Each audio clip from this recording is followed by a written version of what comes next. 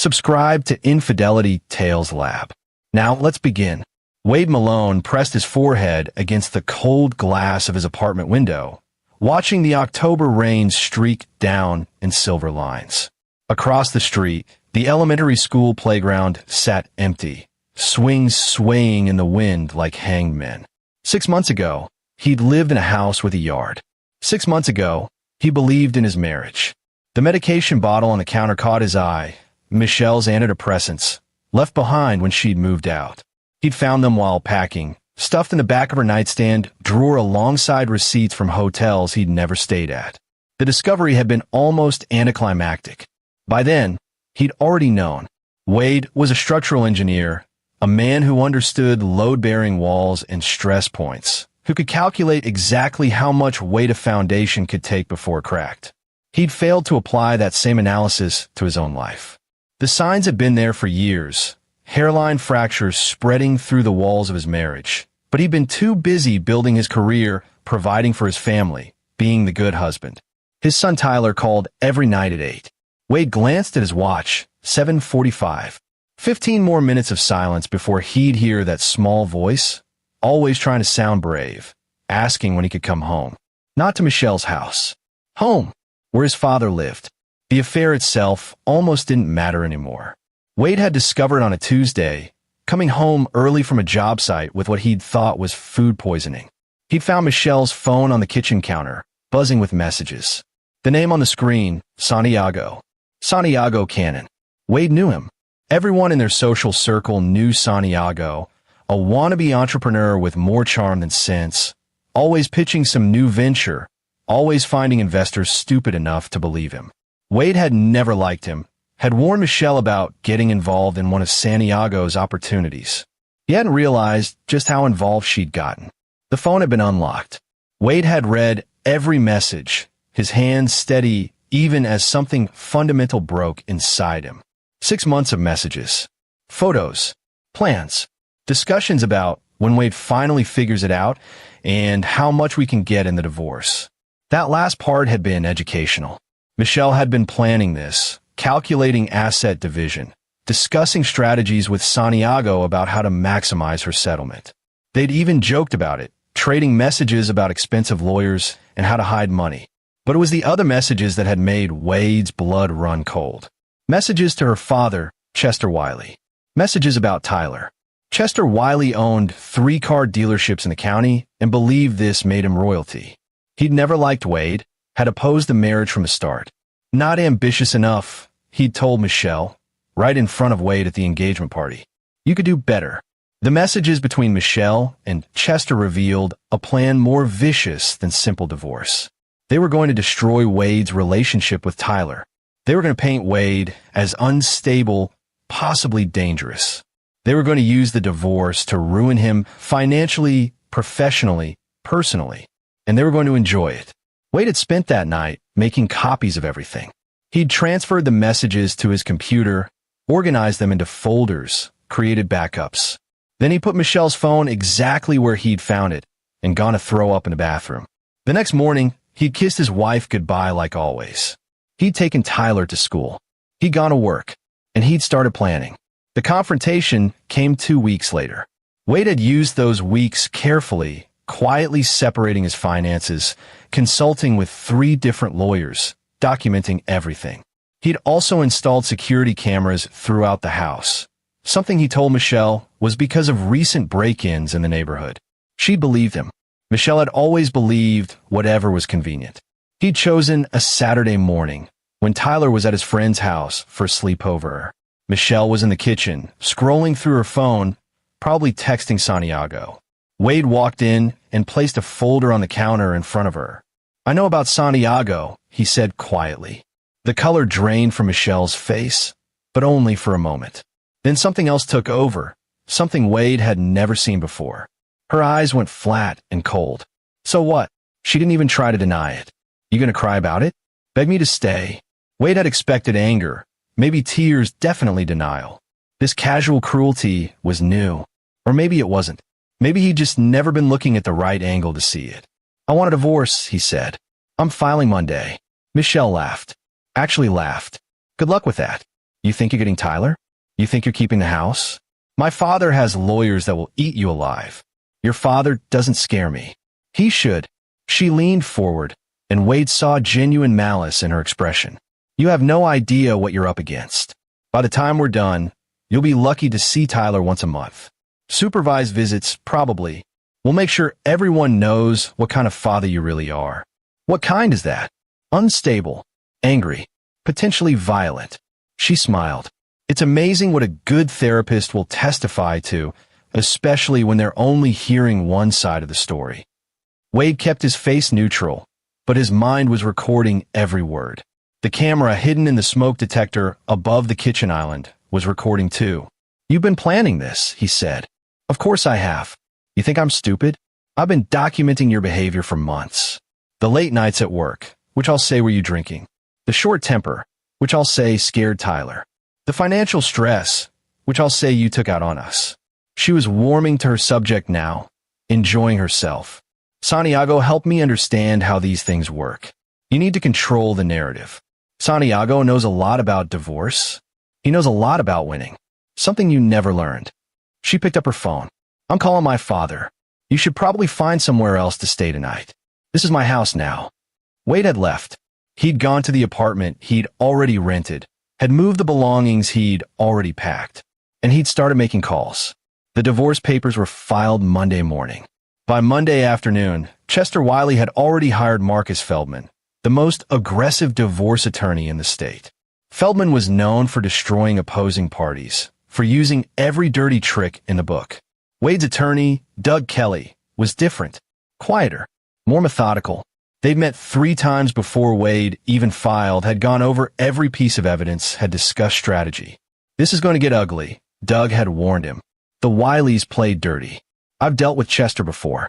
He thinks money can solve everything, and unfortunately, he's often right. I'm not worried about his money. You should be. He's going to try to bury you. Financially, socially, every way he can. Wade had just nodded. Let them try. The first salvo came fast. Michelle filed for full custody of Tyler, citing Wade's erratic behavior and substance abuse issues. The substance abuse was a complete fabrication, but it didn't matter. The accusation alone was enough to start the whispers. Wade was required to submit to drug testing, which he passed. But Chester's lawyers managed to delay the results being filed, giving the rumor time to spread. Suddenly, Wade's professional contacts were hearing he had a drug problem. Clients started looking at him differently. Then came the financial attack. Chester filed complaints with Wade's professional licensing board, claiming Wade had done substandard work on a project. The claims were baseless, but investigating them took time and money.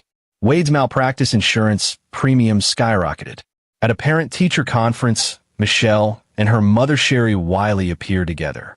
They cornered Wade in the hallway afterward, Sherry's face twisted with contempt. You need to make this easy on everyone, Sherry said. Give Michelle what she wants. You'll still get to see Tyler occasionally. I'm not giving him my son. You don't have a choice. Sherry moved closer, her voice dropping. We will destroy you. Do you understand? My husband has connections you can't imagine. We will make sure you never work in this state again. We will make sure Tyler knows exactly what kind of failure his father is. Wade looked at this woman who'd smiled at him across Thanksgiving tables, who'd held Tyler as a baby, who'd always seemed so grandmotherly and kind. The mask had fallen away completely. Is that a threat? It's a promise. She smiled. You're nothing, Wade. You've always been nothing. Michelle married down, and now she's fixing her mistake. The kindest thing you can do is disappear. Wade had walked away. He'd gone home to his empty apartment, and he'd added Sherry's words to the recording he'd made on the pen in his pocket. 3 months into the divorce proceedings, Wade was allowed supervised visitation with Tyler once a week. The supervisor was a woman named Catherine Hamilton, approved by Chester's lawyers. She wrote reports after every visit, and somehow those reports always included concerning observations about Wade's mood or behavior. But Tyler was smart. At 9 years old, he understood more than anyone gave him credit for. During their 4th supervised visit, at a park where Catherine sat on a bench 40 feet away, Tyler looked up at his father with serious eyes. Mom said you didn't want me anymore. Wade's heart stopped. That's not true, buddy. That's not even close to true. I know. Tyler glanced at Catherine, then back to Wade. I know a lot of things. Like what? I know Mom has a boyfriend. I know Grandpa Chester gives her money to hide from you. I know they talk about you when they think I'm asleep. Tyler's voice was quiet but steady. I know they're lying. Wade pulled his son close. I'm going to fix this. I promise. Ow, I'm working on it. But I need you to be brave a little longer, okay? Can you do that? Tyler nodded against his chest. I'm keeping track too, Dad, of everything they say, everything they do, just like you taught me. Wade had taught Tyler to be observant, to pay attention to details. It was something they bonded over. Wade explaining how buildings worked, how to see the structure beneath the surface. He hadn't realized Tyler was applying those lessons to his own life. Good man, Wade whispered. But be careful. Don't let them know you're paying attention. I won't. That night, Wade met with Doug Kelly again. They'd been building their case methodically, piece by piece. Wade had recordings of Michelle and her family. He had documentation of Chester's financial manipulations. He had evidence of the coordinated campaign to destroy his reputation. But Doug wanted more. We need something that ties it all together. Something that shows a pattern. Something that proves this isn't just about custody. It's about cruelty. I'm working on it, Wade said. He noticed something in Michelle's messages to her father, references to the trust and keeping everything clean. Chester Wiley's business practices had always been questionable, but Wade had never paid close attention. Now he did. He hired a private investigator, a retired detective named Nelson Cooper. Nelson was expensive, but worth it. Within 2 weeks, he'd uncovered something interesting. Chester had been running money through his dealerships in ways that didn't quite add up. Not embezzlement. Wade had specifically told Nelson to avoid looking for anything that basic, but something else. Insurance fraud. Systematic, organized, and involving multiple members of the Wiley family. Chester's dealerships had been filing false claims for years, staging accidents, inflating damage estimates, collecting payouts on vehicles that had never existed. It was sophisticated and it was lucrative. Michelle had been involved. So had Sherry. They'd been using Michelle's relationship with Santiago, who had connections to some very unsavory people, to facilitate the fraud. And they'd been using accounts in Tyler's name to hide the money. Wade stared at the documents Nelson had compiled, his mind racing. This was it. This was what he needed. Not just proof that Michelle and her family were corrupt, but proof that they were using his son, endangering him, implicating him in federal crimes. Can we prove they used Tyler's identity? Wade asked. Better. I can prove Sherry Wiley personally opened the accounts, forged Tyler's information, and has been actively managing them. Nelson slid another folder across the table. And I can prove Michelle knew about it and participated. Wade looked at the evidence. Bank statements, forged documents, email trails, all of it pointing to a family willing to use a 9-year-old child as a shield for their criminal activity. This is enough for criminal charges, Doug said when Wade showed him. But we need to be strategic about how we use it. I want to use it in court, in front of everyone. That's risky. If we tip our hand too early. I'm not going to tip our hand. I'm going to wait until the perfect moment. Wade's voice was calm, but there was steel underneath. I'm going to let them think they've won. And then I'm going to show everyone exactly who they are. Doug studied him. You have a plan. I have a plan. The custody hearing was scheduled for late April, 6 months after the divorce filing. In those months, Wade had watched his life systematically dismantled. Chester's lawyers had frozen his assets, claiming he was hiding money. Wade's reputation in his professional community had been shredded by whisper campaigns and baseless complaints. He'd been reduced to 2 hours of supervised visitation per week with Tyler. But he'd also been gathering evidence. Every conversation, every threat, every manipulation had been documented. Nelson Cooper had continued digging, finding more and more evidence of the Wiley family's fraud operation. And Wade had been preparing Tyler, not coaching him, but making sure his son understood that the truth mattered, that justice mattered, even when it was hard. The night before the hearing, Wade sat in his apartment reviewing everything one final time. Doug had advised against bringing Tyler to testify. He's 9 years old. The judge won't like us putting him through that. Tyler wants to testify. He asked me if he could. Even so, I'm not making him do anything he doesn't want to do. But if he wants to tell the truth, I'm going to let him. Doug had sighed but nodded. Okay, but we need to be careful about how we present this. The judge is Harold Patterson. He's fair, but he's protective of children. If it looks like we're using Tyler, we're not using him. We're giving him a voice.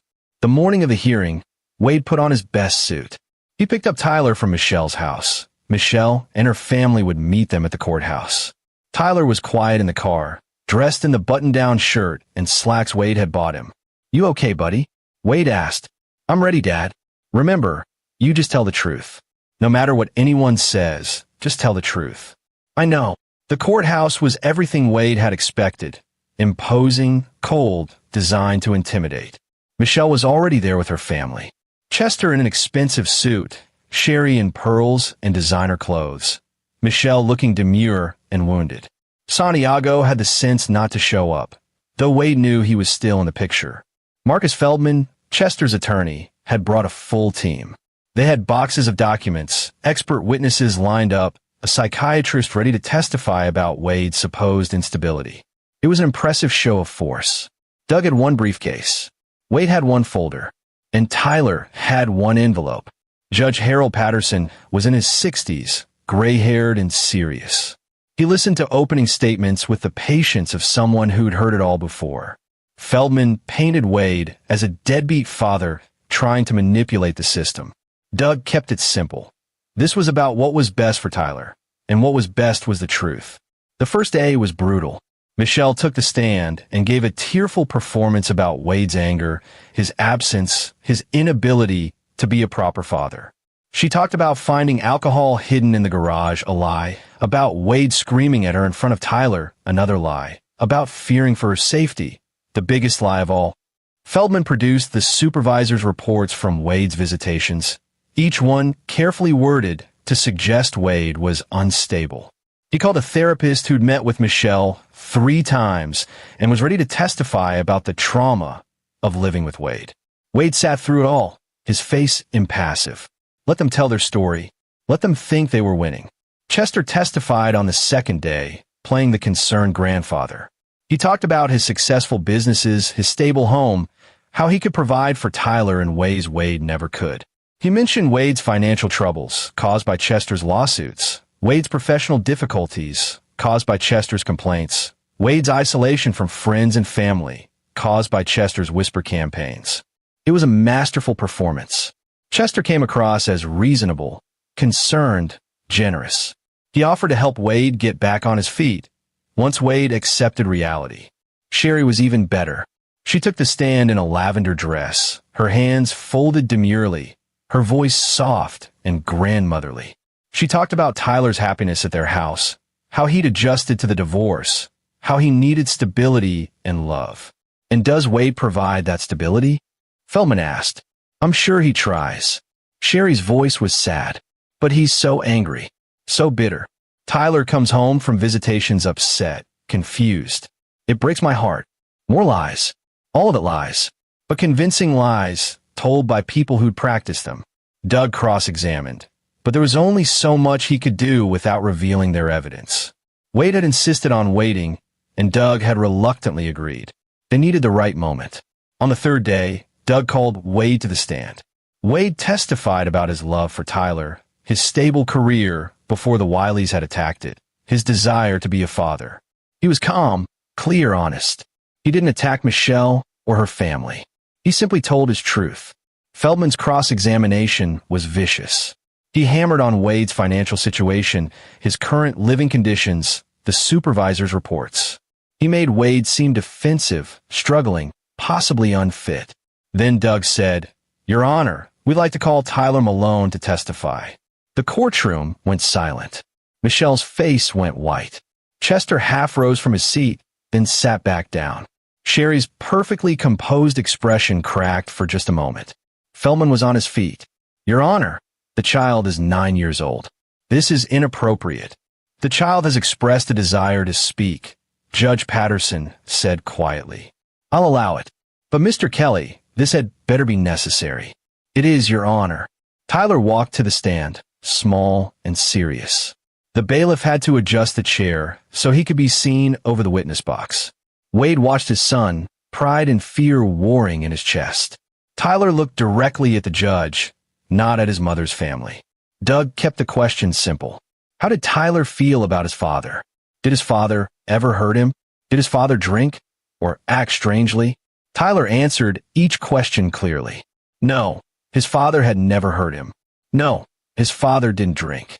Yes, his father loved him and always had. Then Doug asked, "Has anyone told you what to say today?" "My mom and Grandpa Chester tried to. They told me to say Dad was mean and scary. But he's not. So I'm not going to lie." The courtroom erupted. Chester's face turned purple. Michelle was crying. Real tears this time, but not tears of sympathy. Tears of rage and fear. Feldman was shouting objections. Judge Patterson banged his gavel for order. When it was quiet again, Feldman stood for cross-examination. His earlier confidence was gone, replaced by barely controlled fury. "Son, you know lying is wrong, don't you?" "Yes, sir." "And you know your mother and grandfather wouldn't tell you to lie?" "But they did, sir." "Or maybe your father told you to say that?" Feldman's voice was sharp. "Maybe your father coached you to say all of this?" Tyler didn't flinch. "No, sir. My dad told me to tell the truth. That's what I'm doing." Chester couldn't help himself. He stood up, his voice booming across the courtroom. "Your Honor, the boy's been coached. Obviously coached. This is a travesty."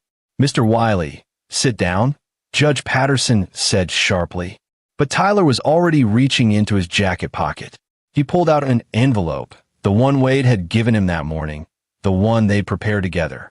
Tyler stood up from the witness chair and walked to the judge's bench, placing the envelope directly in front of Judge Patterson. "You should look at this, sir," Tyler said quietly. "It's proof." The courtroom froze. Every eye was on that envelope. Judge Patterson picked it up slowly, opened it, and began to read. Wade watched the judge's face change. Confusion first, then shock, then cold fury. Patterson read through page after page, and with each page his expression grew darker. Finally, he looked up, not at Tyler, not at Wade, at Sherry Wiley. "Mrs. Wiley," Judge Patterson said, his voice deadly quiet. "Would you approach the bench, please?" Sherry's face had gone gray. She stood on shaking legs, Feldman rising with her. They approached the bench. Judge Patterson held up one of the documents. "Ma'am," he said, his voice carrying through the silent courtroom, "how do you explain this?" He turned the document around so everyone could see it. It was a bank statement, an account in Tyler's name, opened when Tyler was 6 years old, an account containing over $200,000 in suspicious deposits. I don't know what that is," Sherry stammered. Judge Patterson pulled out another document. "This is your signature on the account opening forms, your handwriting on the deposit slips, your email address on the correspondence with the bank." He looked at her with disgust. "You've been using this child, your own grandson, to hide money from insurance fraud. Do you deny it?" The courtroom exploded. Chester was on his feet, shouting denials. Michelle was sobbing. Feldman was trying to speak, but Judge Patterson cut him off. "Sit down, Mr. Feldman. All of you sit down." Wade sat perfectly still, watching justice unfold exactly as he'd planned. Judge Patterson called for a recess and asked Doug and Feldman to join him in chambers immediately. When they emerged 20 minutes later, Feldman looked like he'd aged a decade. Court reconvened. Judge Patterson looked tired and angry. "I've reviewed the evidence presented by Tyler Malone," he said. "I've also reviewed extensive additional documentation provided by the petitioner's counsel, which corroborates the existence of a systematic fraud operation involving the respondent and her family." He looked at Michelle with contempt. "This court finds that the respondent has engaged in persistent dishonesty, has attempted to manipulate these proceedings, and has demonstrated a willingness to use her own child as a shield for criminal activity. I am awarding full custody of Tyler Malone to his father, Wade Malone, effective immediately." Michelle screamed. Chester started shouting. Sherry sat in stunned silence. Judge Patterson wasn't finished. "Furthermore, I am referring this matter to the District Attorney's Office for criminal investigation. The evidence of fraud and identity theft involving a minor is compelling and demands prosecution. He banged his gavel. This case is closed. Bailiff, please escort the Wiley family from my courtroom. Wade sat in the sudden chaos, Doug's hand on his shoulder, and watched his son walk back to him. Tyler climbed into Wade's lap, and Wade held him tight. Did I do good, Dad? Tyler whispered. You did perfect, buddy. You told the truth. Just like you taught me. Wade looked across the courtroom. Chester was being physically restrained by bailiffs, his face purple with rage. Michelle was collapsed in her chair, her perfect victim axe shattered. Sherry was being led away, her hands shaking, her composure finally broken. Santiago would be next, Wade knew. Nelson Cooper had given all his evidence to the federal prosecutors. The fraud investigation would expand, would sweep up everyone involved. The Wiley family's empire was about to come crashing down. But that wasn't Wade's problem anymore. His problem had always been simpler, protecting his son, giving Tyler a chance at a good life, teaching him that truth and justice mattered, even when the fight was hard. 3 weeks later, Wade and Tyler moved into a new house. Not as big as the one Wade had shared with Michelle, but nicer, cleaner.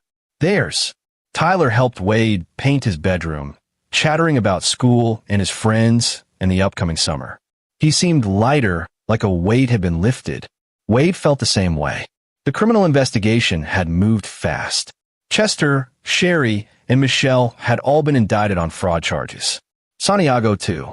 Their lawyers were trying to negotiate plea deals, but the evidence was overwhelming. Nelson Cooper had done his job too well. Chester's dealerships were under federal audit. His assets were frozen. The man who'd promised to destroy Wade was destroying himself instead. Michelle had tried to call Wade 3 times, begging for help, asking him to talk to the prosecutors. He'd blocked her number. She'd made her choices. Now she could live with him. Doug Kelly stopped by the new house with paperwork for Wade to sign, official custody documents, restraining orders against the Wileys' financial settlements. Michelle's lawyers had dropped every claim, hoping it would help with her criminal case. It wouldn't. You played this perfectly, Doug said, watching Tyler through the window as the boy explored the backyard. I've never seen anyone so patient. It wasn't about revenge, Wade said. It was about protecting my son. You could have used the evidence earlier. Could have ended it months ago. I needed them to show everyone who they really were.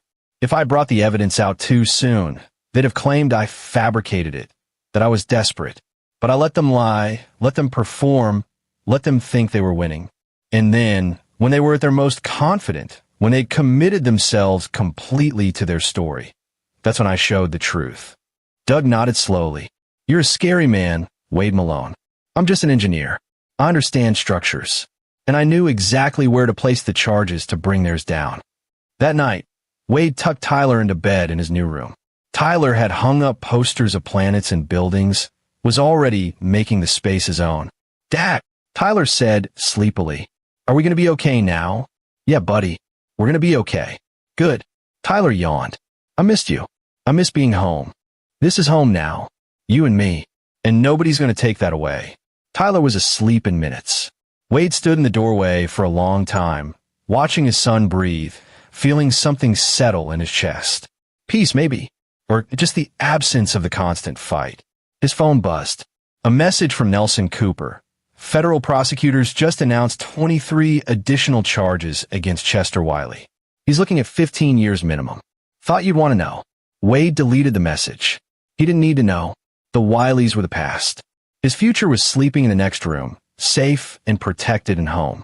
He'd spent 6 months being broken down, threatened, attacked. He'd watched his reputation destroyed, his finances drained, his life dismantled piece by piece. The Wileys had tried to take everything from him. They'd forgotten the most important thing. Wade Malone was an engineer. He knew how to build. And more importantly, he knew how to rebuild. The foundation had been tested, stressed to its breaking point, but had held. And now Wade could build something better on top of it. Something stronger. Something that would last. He walked to his own bedroom, to the window that overlooked the backyard. The moon was rising, bright and clear. Wade thought about Michelle's face in the courtroom, about Chester's rage, about Sherry's broken composure. He thought about Santiago, probably running right now, trying to get ahead of the federal charges. He didn't feel satisfaction exactly. What he felt was simpler: justice. The kind that came from truth, from patience, from being willing to endure until the right moment arrived. Tyler had been the key, not because Wade had used him, but because Tyler had chosen truth over the comfortable lie. A 9-year-old boy had been braver than 3 adults, had stood in a courtroom and refused to be part of their manipulation. Wade was proud of his son, proud of the young man he was becoming, and determined to make sure Tyler grew up knowing that goodness mattered, that truth mattered, that standing up for what was right, even when it was hard, especially when it was hard, was what defined character. The Wileys had tried to teach Tyler a different lesson, that money and power and manipulation were what mattered, that truth was negotiable, that people like Wade, honest, hardworking people, were suckers to be exploited. They'd failed, and their failure would follow them for the rest of their lives. Wade's phone buzzed again. Doug Kelly, Michelle's lawyer, called. She wants to know if you'd be willing to testify on her behalf at her trial. Says she's sorry. Says she was manipulated by her family. Wade stared at the message for a long moment. Then he typed back, "No." One word. That was all Michelle deserved. She made her choices. She'd chosen her family's cruelty over her son's well-being. She'd chosen manipulation over honesty. She'd chosen to hurt Wade because she thought she could get away with it. Now she would live with those choices. Wade turned off his phone and went to bed. For the first time in 6 months, he slept through the night. In the morning, he woke to Tyler making pancakes in the kitchen, flour everywhere, smoke alarm beeping. Wade rushed in to help, and they ended up laughing as they cleaned up the mess together, then ordered breakfast from the diner down the street instead. "I wanted to surprise you," Tyler said sheepishly. "You did," Wade assured him. "Just maybe practice a little more before we try pancakes again." They ate their diner breakfast on the back porch, planning their day. Tyler wanted to explore the neighborhood, maybe find where the other kids played. Wade needed to go grocery shopping, start stocking the house properly. Normal things. Simple things. The kind of life Wade had been fighting for all along. A week later, Wade got a call from his former employer. They'd heard about the custody case, about how Chester's complaints had all been fabricated. They wanted Wade back, offered him a promotion, apologized for doubting him. Wade considered it. The money would be good. The validation would be satisfying. But he'd been thinking about making a change, starting his own firm maybe, being his own boss, having the flexibility to be there for Tyler when it mattered. "Can I get back to you?" Wade asked. "Take your time," his old boss said. "The offer stands whenever you're ready." Wade hung up and looked around his home office. He'd been sketching plans for a community center, a project he'd always wanted to do, but never had time for. Pro bono work, something to give back. Maybe that was the answer. Maybe he could build the career he actually wanted, not the one he'd fallen into. Tyler poked his head in. "Dad, can Patrick from down the street come over? His mom said it's okay if you say yes." "Sure, buddy. Tell him to bring a bike if he has one. We'll go to the park." Tyler disappeared with a whoop. Wade heard him on the phone, excited and happy. The sound filled the house, made it feel alive. The Wileys had tried to take this away. They tried to steal these moments, these simple joys.